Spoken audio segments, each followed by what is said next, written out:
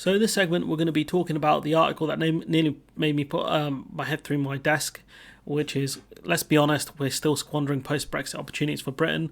We'll talk about the author of the article in a bit, but his first statement isn't too bad, but it just gets consistently worse, paragraph by paragraph. He says, "Is Brexit a proven failure? Question mark.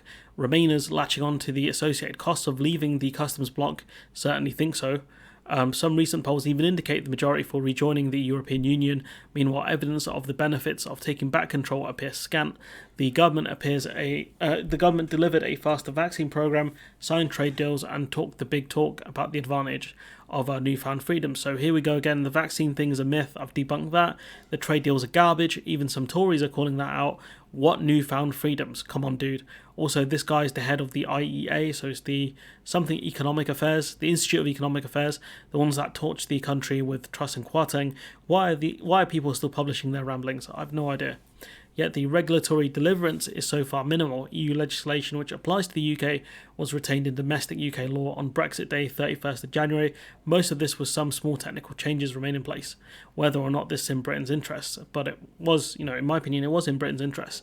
We would not have gotten the trade and cooperation agreement which we got at the end of 2020 if we did not hold on to the level playing field, so essentially keeping the EU's laws in place. We also would not have gotten the transition period. The UK needed both, otherwise exports to the EU would have been way worse than they are now, and they are pretty bad now. There are notable exemptions, he says, like rules that will enable British farmers to use gene-edited crops, and if those gene-edited crops are illegal under EU law, exporting them to the EU or to Northern Ireland will be impossible and require more checks for that range of products, even if they are not gene-edited, because the EU would want to make sure that no gene-edited stuff gets in to the single market. There is also the plan to sunset retained EU law by the end of next year, but with the risk that this is simply transferred to the UK statute unchanged. This sunset clause thing is a MOG special, which the UK does not have the staff or the time to actually check if the EU legacy laws, or however you want to define them, are worth keeping, amending or axing. Also, what happens to the ones that are not reviewed in time? We know that departments can ask for an extension, but despite that, if an extension isn't granted, would we end up with 1970s laws, pre-EU laws? The state of affairs should be disappointing to everyone, he says. For Brexiteers, it is squandering the opportunity to uphold bureaucratic stranglehold of the EU, but even Remainers, particularly those who accepted the result of the referendum, won't welcome the government's inertia towards seizing opportunities.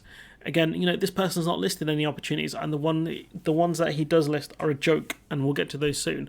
Opponents of deregulation often insist that there isn't really much capacity for the UK to diverge. I don't think that's true. There is a lot of areas where we can diverge. It's just not a good idea, either because EU law protects necessary rights or because changing rules will make things harder for UK businesses who want to trade with the continent. Both these things are true. The part about the exports mainly, it would take away the image. The UK is also the gold standard for financial manufacturing, goods and services. This will damage exports as well, he says, but the truth is more convoluted. There are plenty of potential beneficial changes. It's just that these are often relatively small or industry specific and unlikely to make headlines. This reflects how the EU created millions of words of red tape pertaining to every facet of the economy. The thing is, that's typically how, countries and supranational organisations work. They have to make laws that cover as much as they can, otherwise there are loopholes. Do you think the US laws are just tons and tons of red tape? Come on, dude. Honestly. It was taken separately, they have little impacts. Then taken together, repealing and replacing those EU laws will add up to more. So he's saying making small changes are not good enough because not enough people will feel it and it won't be headline news. But all of those small changes will amount to something worth writing about. What's this man talking about? He goes, the UK has only adhered to, this is the big example he gives us, the powerful example, right? The one that will change the game. He goes, the UK has only adhered to the net neutrality since 2016 as a result of the EU's open internet access regulations. Previously, the UK relied on a mixture of competition, transparency and self-regulation to safeguard an open internet. So what net neutrality is basically like ISPs can't stop the internet speeds on websites. We'll get to it. I've got a paragraph on it. Consider, for instance, net neutrality. The principle is that internet service providers like BT and Vodafone should treat all web traffic equally.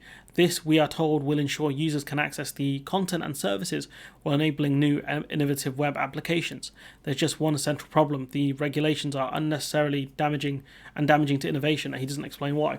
Net neutrality limits the ways in which the internet service providers can manage congestion on their network during peak times. It will make it difficult to prioritize data-intensive, time-sensitive applications such as hazard and collision information to self-driving cars or special services for the metaverse. So he's talking about two things that don't exist. Self-driving cars, they're not going to be allowed to be driven for a while. And the special service of the metaverse, like what? He doesn't explain them. This is stuff way into the future he doesn't explain, especially when, if we roll out things like fibre optic internet properly, we won't need special access because we'll have near gigabit speeds, or at least 100 plus, depending on where you live. And that's the point. You want fibre optics everywhere. So let's break this down. I don't know what the case was before 2016, if ISPs were, internet service providers, were tanking internet speeds to certain websites, but he mentions net neutrality. So that was a big issue in America where their regulators wanted to remove net neutrality.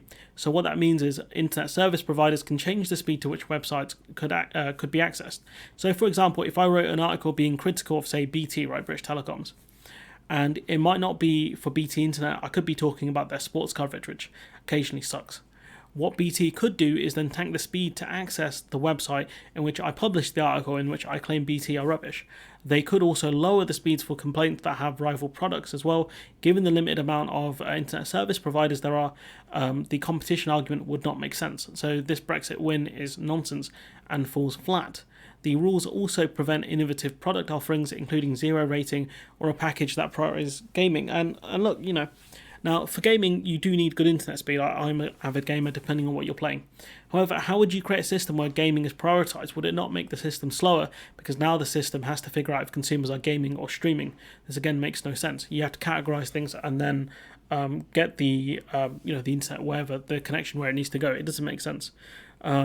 These regulations also forbid network operators from reaching deals with large content providers like Netflix to pay for maintenance and upgrades, slowing investment in 5G and fibre optic broadband. So with the Netflix thing, I'm not sure about that, but with the 5G stuff, the UK's rollout of 5G has been fine. The only issue is the tinfoil hat people who are trying to stop the 5G rollout. The person who stopped full fibre was their queen, Thatcher.